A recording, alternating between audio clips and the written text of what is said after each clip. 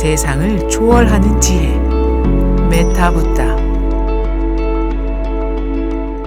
삼성이란 굵직한 기업을 세상에 등장시킨 이병철 회장의 마지막 의무는 무엇이었을까요? 돈, 명예도 권력도 아닌 영혼의 세계와 종교였습니다. 그는 끝내 의문에 대한 답을 듣지 못하고 세상을 떠났습니다. 이에 대해 많은 종교인들의 답변이 있었습니다. 어떤 답변이 가장 설득력이 있을까요? 판단은 여러분의 몫입니다. 이병철 회장의 질문에 답하는 두 번째 시간입니다. 죄를 대신받는 것을 대속한다고 합니다. 불교에서도 법력이 있는 분들은 죄를 대신받아서 소멸해 주는 일이 있습니다. 그런데 무엇이 죄가 되는 것일까요?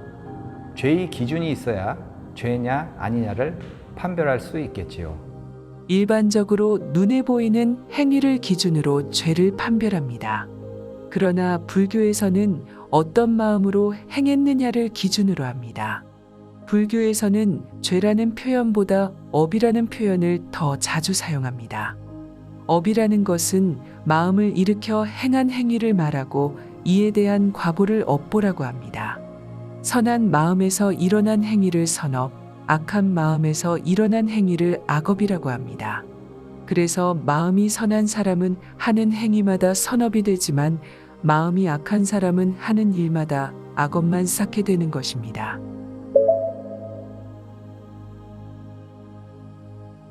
성경은 하나님의 계시에 의해 만들었다고 합니다.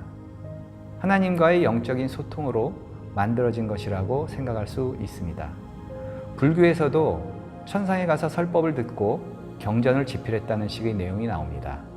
그래서 불교 경전의 경우 부처님 시대의 여시아문을 통해 집필된 경전도 있고 사후 수백 년이 지나서 천상 법문을 듣고 집필된 경전도 있습니다. 여기서 중요한 것은 경이 어떻게 만들어졌느냐를 따지기 이전에 인류를 구원할 수 있는 내용을 그 경전이 담고 있는지를 판별해야 할 것입니다.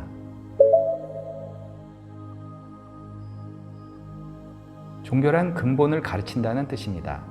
우주의 근본, 고통의 원인, 생멸의 근본 같은 근원적인 문제의 해결책을 가르치는 것입니다. 따라서 일체 고통에서 벗어나 영원한 대자유를 얻고자 하는 모든 인간들에게 반드시 필요한 것입니다.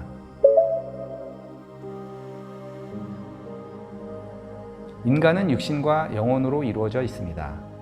영혼은 육신을 움직이고 보고 듣고 맛보는 주체라고 할 수 있습니다. 따라서 태어남은 육신과 영혼의 결합이고 죽음은 육신과 영혼의 분리라고 할 수 있습니다. 전 세계적으로 수많은 종교가 있으나 크게 두 분류로 구분할 수 있습니다. 신을 믿는 종교와 해탈을 목적으로 하는 종교로 나뉩니다. 이슬람, 기독교, 천주교, 힌두교 등 지구상에 존재하는 거의 대부분의 종교가 신이라는 대상을 믿고 의지하는 종교입니다. 이러한 신들을 믿고 따르면 각 종교가 모시는 신의 능력에 따라 복을 받을 수도 있고 사후의 삶이 보장되기도 합니다. 그러나 상대적 세계에서 어느 정도 복과 즐거움이 있다 한들 서로 생각이 다르고 사랑과 미움이 있으므로 고통이 완전히 해결되지 못한다는 한계가 있습니다. 해탈을 목적으로 하는 종교는 불교입니다. 해탈은 모든 고통과 번뇌에서 벗어남을 의미합니다.